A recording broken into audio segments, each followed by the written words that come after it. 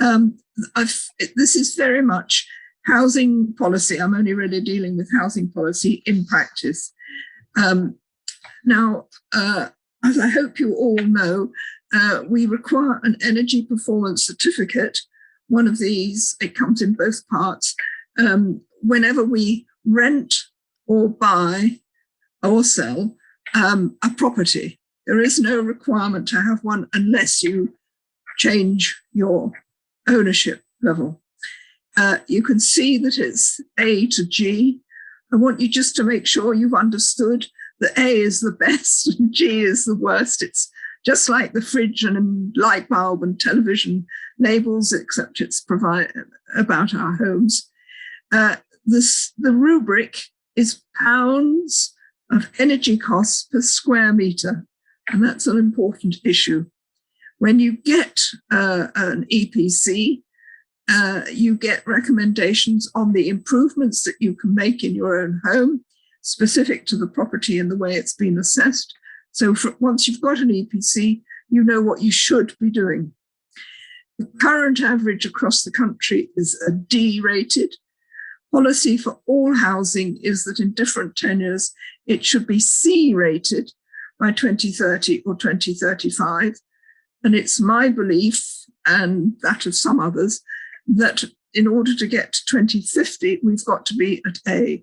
So what we're doing is we're talking about all 27 million, 29 million, depending on whether you're talking about England or UK, properties being improved.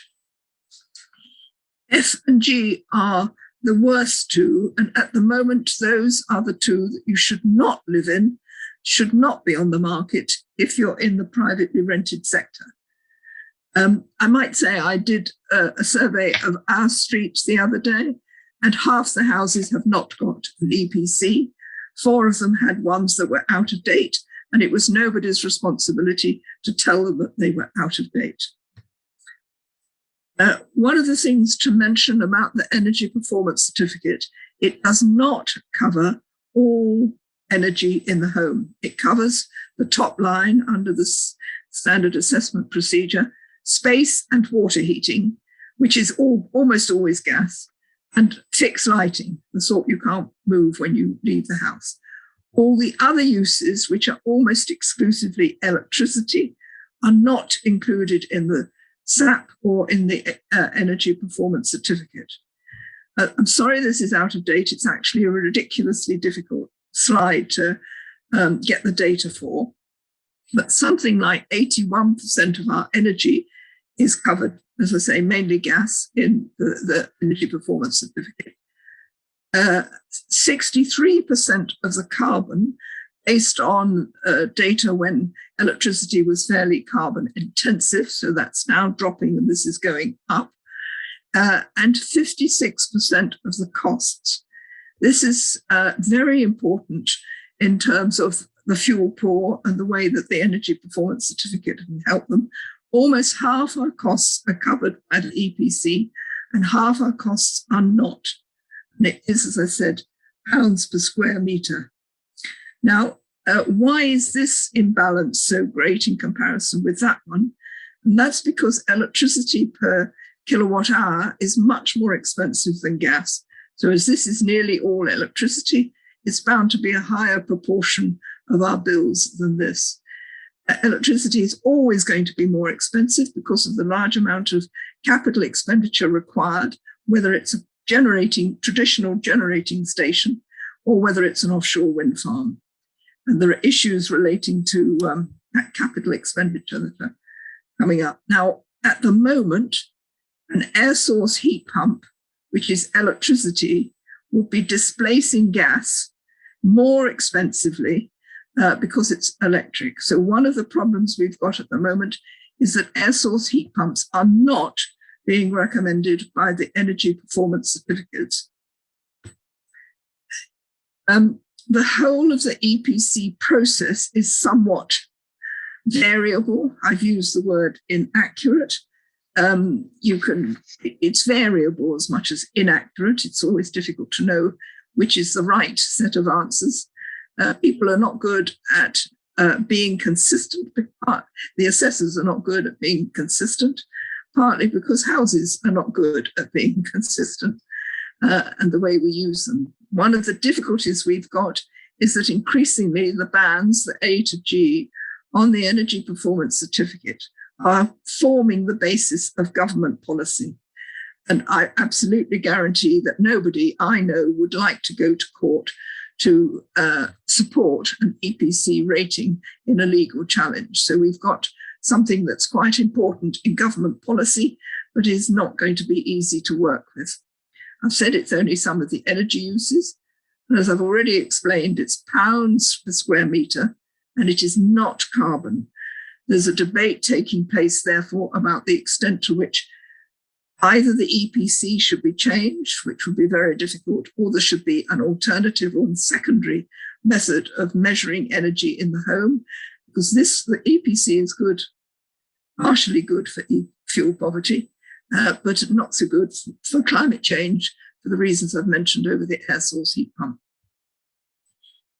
One of the other difficulties we've got in terms of delivering energy efficient housing is the quality of work that is done by the tradespeople that you have come into your home.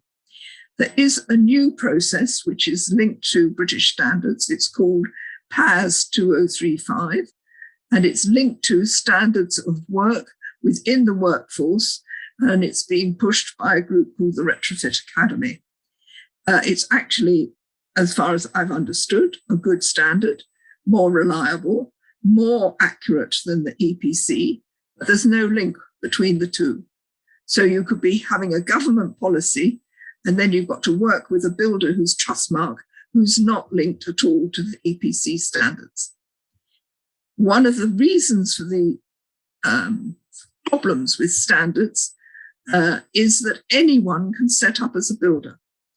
There's nothing required by the government or any regulatory authority if what you want to do is launch yourself as a builder. So one of the things that is definitely needed is for new constructions, SMEs, small and medium-sized enterprises, should be registered. So nobody has the right to come and do construction work in your home unless they're registered. That applies at the moment to electricians. I'm not sure if it applies to plumbers, it probably does, but it doesn't apply to a standard builder. And that's one of the things that probably should happen, but that won't be a quick fix. I'm just giving some examples now from the privately rented sector. That's what PRS stands for. But actually, I think what's happening with the privately rented sector in England and Wales is only a template for what's going to happen for the owner-occupiers. We've already got legislation which says that all properties that are let should be a minimum standard of E. So those bottom two red ones, the F and G, should have disappeared. They should have disappeared initially for any new lets, and now they should have disappeared for any existing lets. I don't have, I probably don't have any faith in this legislation working at the moment. We know that the government is thinking of changing and upgrading the scheme. So we've got rid of the bottom two in theory, and we're working towards the stage where the next two have to be phased out. And the most recent statement that I could find about it is that from a parliamentary answer in response to a question, there was a statement that under the government's lead proposed option, it's not policy, it's still an option, they're still thinking about it, landlords would be required to spend up to £10,000 per property to reach EPC band C for new tenancies from April the 1st, 2025, and all tenancies by April the 1st, 2028. I'm absolutely certain that by should be from, but it isn't what the government says in some of its statements. So there's a little bit of confusion about the efficacy of this policy if it is implemented. So no Ds or Es are coming, and that it should, all properties should be C rated, that's in the A, B or C, the top three bands, from 2028, if they're privately rented. The one issue I want to bring out is this £10,000. A very large number of privately rented landlords, something in the region of 70% of landlords, only own one property. They're what's called legacy landlords. They inherited their mum's house when she died, so they let it out, that sort of thing. I suspect very few of them have £10,000 sitting, waiting in the bank, ready to spend on energy efficiency improvements, particularly as it's uncertain what the landlord will benefit in terms of that investment. It is hoped that there will be some increase in the value of the property, but even that is a hope. So one of the solutions should be that the government, before it actually announces this policy, and it went into consultation some time ago, should find a way of providing loans, not grants, to landlords to enable them to afford the £10,000. I say not grants because I don't think that society, with its restrictive budgetary situation, should be providing money to people who already are rich, i.e. the landlords, and they've got to be rich because they own at least one property in addition to their own. There are certain anomalies in the government's policy, particularly in relationship to what they have. This is based on a consultation document, as you can see from the parliamentary answer. It's not certain yet. The consultation said the policy is to deal with the worst properties first, that is the Fs and Gs. So focus on those and get them out of the system, get them improved. But if you're going to focus on the worst first, you can't have a cap.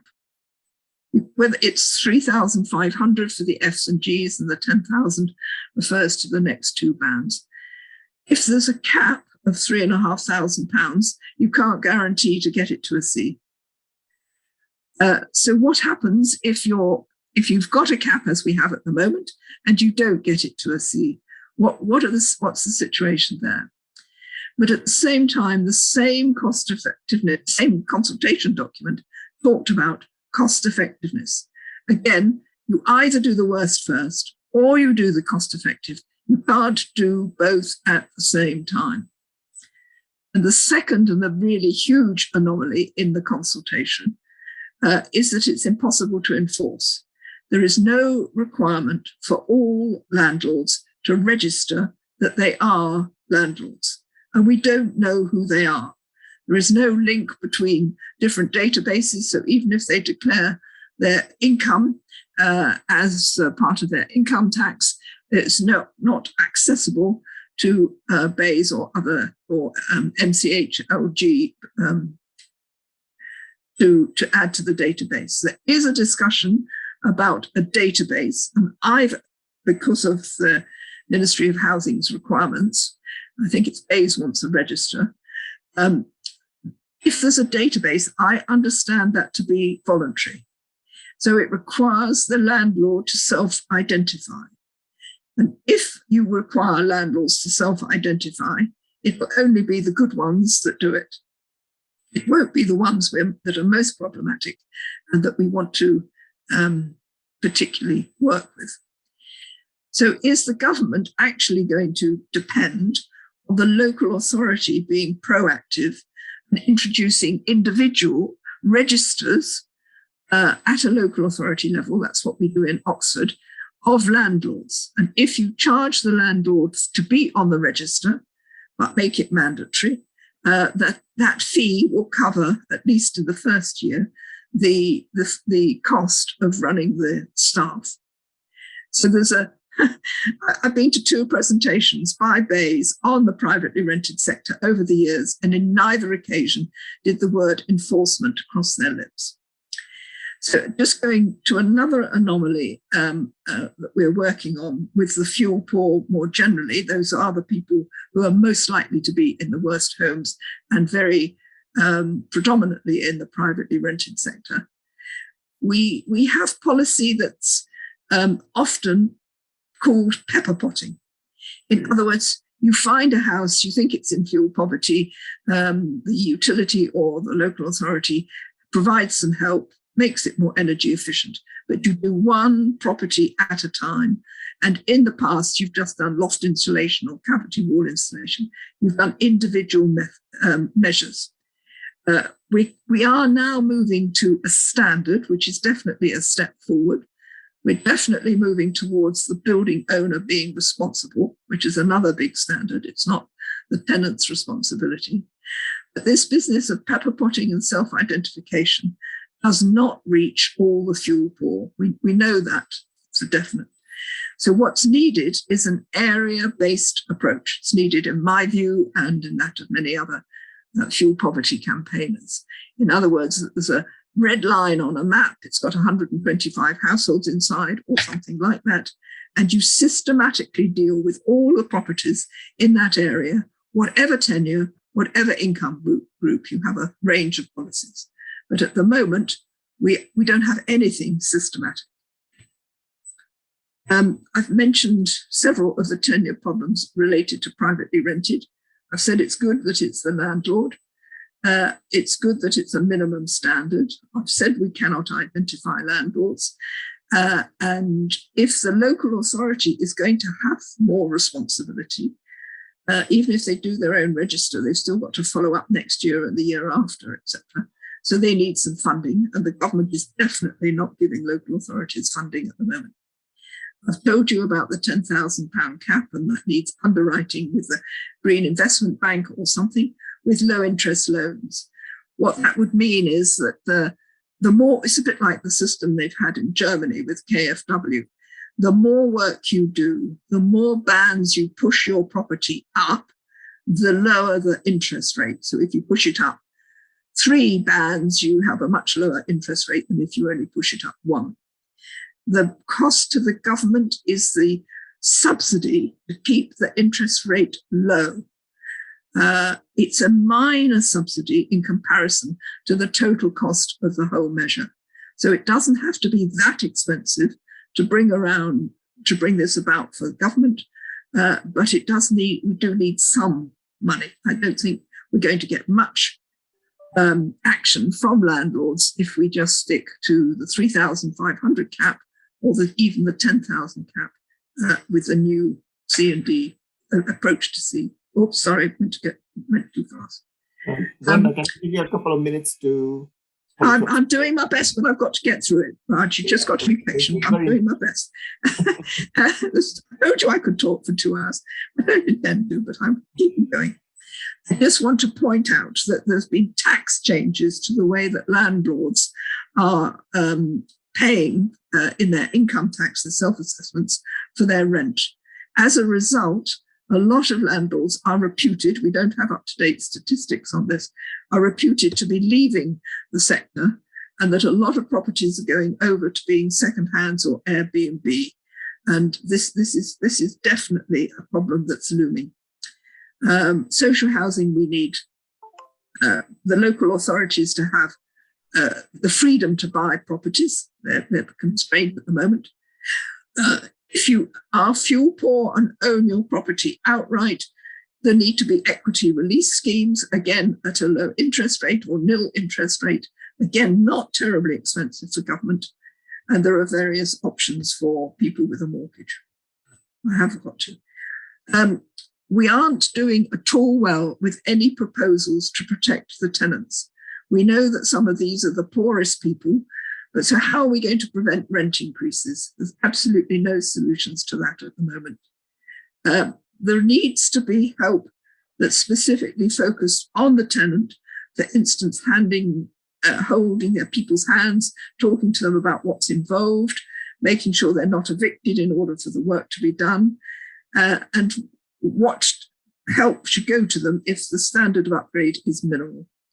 So we need local authorities or local community energy groups to be funded specifically as tenant advocates. And that does not happen. And you're going to get a lot of residents saying, I don't want this, it's too much kerfuffle, and the landlord doesn't want me to have it. Finally, the last big issue I wanted just to raise is the cost of gas and electricity to the individual household. This is a breakdown of what your gas bill, your individual unit of gas per kilowatt hour costs and where it's come from, and just nearly half is the price of gas on the wholesale market. That, as we all know, has gone up dramatically, 3 or 4 times in the last few months. And I don't know where it's going, but I doubt if it's going to come down. Perhaps the most interesting thing with electricity is this big green segment. Those are environmental and social costs. They're now 25% of your electricity bill. It's gone up since this. And that is mainly to fund people like me who've got the feed-in tariff on photovoltaics on my roof. It's also policies like the Warm Homes Discount. There is a lot of concern, as I mentioned earlier, about the cost of electricity and the extent to which it is reducing demand for air source heat pumps. In which case, the proposal is that that green segment is taken off the electricity bill and paid for by the Treasury. Some of these policies, like the renewable heat incentive, like the new air source heat pump grant, are already paid for by the Treasury, but for reasons that the government understands best, it made every single one of us pay that green segment. And we could reduce the cost of electricity by 25% if we remove it. But that's a very big and difficult policy decision. That's it. Thank you.